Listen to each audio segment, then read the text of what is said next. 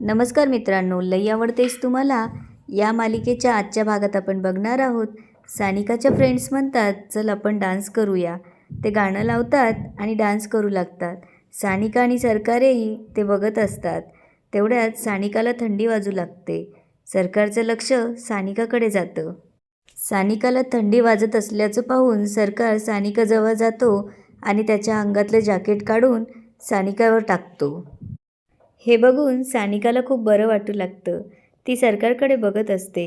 गाणं चालू असतं. तेवढ्यात सरकार डान्ससाठी तिच्यापुढे हात करतो. सानिका त्याच्या हातात हात देते आणि ते दोघं डान्स करू लागतात. सानिका आणि सरकार डान्स करण्यामध्ये मग्न होऊन जातात. सरकार सानिकाचा हात पकडून त्याच्या खांद्यावर ठेवतो.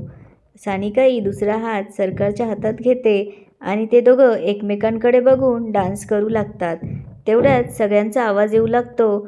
तेव्हा सानिका भानावर येते आणि इकडे तिकडे बघू लागते, तर सरकार तिथे नसतो. तेव्हा तिच्या लक्षात येतं सरकार मायासोबत बोलत असतो. सानिकाही तिथे जाऊन उभी राहते. माया सरकारला म्हणत असते, मला ना असं बाहेर फिरायला खूप आवडतं. खूप मज्जा येते. कोणाचं टेन्शनच नाही आणि एखाद्या चांगल्या माणसाची साथ मिळाली तर वेळ कुठे जातो समजतच नाही. सरकार मात्र त्याच्या विचारात असतो. त्याचं मायाकडे लक्ष नसतं. त्यावर माया विचारू लागते, तू असं गप्प गप्प काय आहेस? कसल्या विचारात आहे?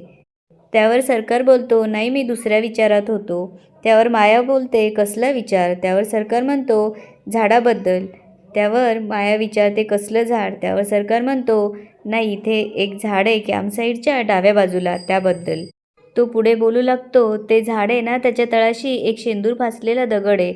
त्याची खासियत म्हणजे तिथे कुठलीही इच्छा मागितली तरी ती पूर्ण होते. त्यावर माया म्हणते, हो मग आपण जाऊया का तिकडे? त्यावर सरकार म्हणू लागतो, नाही नाही नाही, असं जाता येत नाही, तिकडे जाणं खूप अवघड आहे. त्यावर माया विचारू लागते, पण का? त्यावर सरकार म्हणतो, त्या झाडाचं रक्षण करायला ना काही आत्मे आहेत असं म्हणतात. ते आपल्याला तिकडे जाऊच देत नाही. म्हणून म्हटलं लय अवघड आहे तिकडे जाणं, इम्पॉसिबल आहे. सरकारचं बोलणं सानिका ऐकत असते. सरकार जेव्हा मागे वळून बघतो तेव्हा सानिका तिथे उभी असते. सरकार तिला म्हणतो, मॅडम काय झालं? काही काम आहे का? त्यावर सानिका होय म्हणते आणि सरकारला इकडे ये जरा असं म्हणून हात धरून बाजूला घेऊन जाते. पुढे ती म्हणू लागते, मी तुला म्हणलं होतं ना त्या मायासंग बोलत जाऊ नकोस म्हणून. अरे चांगली पोरगी नाही आहे ती. त्यावर सरकार म्हणतो, बरं ठीक आहे मॅडम. आणि ती विचारू लागते, आणि तू ते तिला झाडाबद्दल सांगत होतास ते खरं आहे का रे? त्यावर सरकार म्हणू लागतो, हां ते मी इथल्या लोकांकडूनच ऐकलं होतं, पण काय खरं आहे काय खोटं आहे ते माहीत नाही. सानिका ठीक आहे म्हणते. तेवढ्यात बाबू शोना राजाला आवाज देऊ लागतात. सानिका इकडे विचार करत असते, मी त्या झाडाकडे जाणारच आणि माझी इच्छा तिथे लिहूनच राहणार, म्हणजे राजा मला हो म्हणलच. असं विचार करून ती बॅटरी घेते आणि तिकडे जायला निघते. तेवढ्यात विभा तिथे येते आणि तिला विचारू लागते, सानू अगं कुठं चाललीस? त्यावर सानिका म्हणते, अगं माझं एक काम आहे, आलीच मी. आणि ती तिथून निघून जाते. इकडे सरकार बाबू शोनाला म्हणत असतो, हे माया प्रकरण लय अवघड आहे. त्यावर बाबू म्हणतो, अरे कोई विभा जैसा नाही होता है ना? त्यावर शोना त्याच्या डोक्यात मारू म्हणतो, विभा माझी गर्लफ्रेंड आहे हं. त्यावर सरकार त्यांना म्हणू लागतो, अरे तुमचं काय रे सारखं सारखं मुलींबद्दल बोलत असतात. त्यावर शोना बोलू लागतो, तुला काय कळणार आहे आमचं दुःख? तुझ्या मागे सगळ्याच मुली लागतात. सरकार इकडे तिकडे बघू लागतो. तेव्हा त्याच्या लक्षात येते की सानिका तिथे नसते. त्यामुळे तिला शोधण्यासाठी तो तिथून जातो.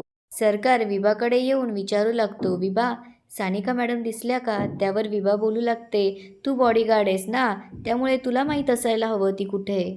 पुढे ती म्हणते, आत्ता तर इथेच होती. त्यावर सानिकाची एक मैत्रीण येऊन सांगू लागते, मगाशी मी बघितलं तिला कुठल्या तरी पायवाटेने जात होती. त्यावर सरकारच्या लक्षात येतं सानिकाला त्याला विचारलं होतं, तू त्या झाडाबद्दल मायाला सांगत होतास ते खरं आहे का रे? त्यामुळे सानिका नक्की तिकडेच गेली असणार, म्हणून सरकार तिला शोधायला निघतो. सानिका इकडे त्या झाडाला शोधायला निघालेली असते. सरकार तिच्या मागे येत असतो आणि तिला आवाज देऊ लागतो, सानिका मॅडम कुठे आहे तुम्ही? सानिका मात्र खूप पुढे निघून गेलेली असते. त्यामुळे सरकारचा आवाज तिच्यापर्यंत पोहोचत नाही. सानिका इकडे दाट झाडांमधून चालत असते. तिला आतून खूप भीती वाटत असते. तरीही सानिका चालतच राहते. तेवढ्यात सानिकाचं लक्ष त्या झाडाकडे जातं. त्या झाडाच्या खाली एक शेंदूर फासलेला दगड असतो. ते बघून सानिका खूप खुश होते. इकडे मात्र सरकार काळजीत असतो आणि सानिका सानिका म्हणून जोरजोरात आवाज देत असतो. सानिका त्या झाडाजवळ येते आणि विचार करू लागते. यावर नाव लिहिते, म्हणजे राजा कायम माझ्या हृदयात राहील. आणि ती आर फॉर राजा असं त्या झाडावर लिहिते. तेवढ्यात सानिकाच्या पायाला साप चावतो. ती जोरात ओरडते आणि खाली कोसळते. सरकार जेव्हा सानिकाला शोधत शोधत तिथे येतो तेव्हा सरकारला सानिका खाली पडलेली दिसते. ते बघून सरकार घाबरतो आणि जोरात सानिका असं म्हणून तिच्याकडे पळत येतो. सरकार सानिकाच्या जवळ येऊन तिला विचारू लागतो, मॅडम काय झालं?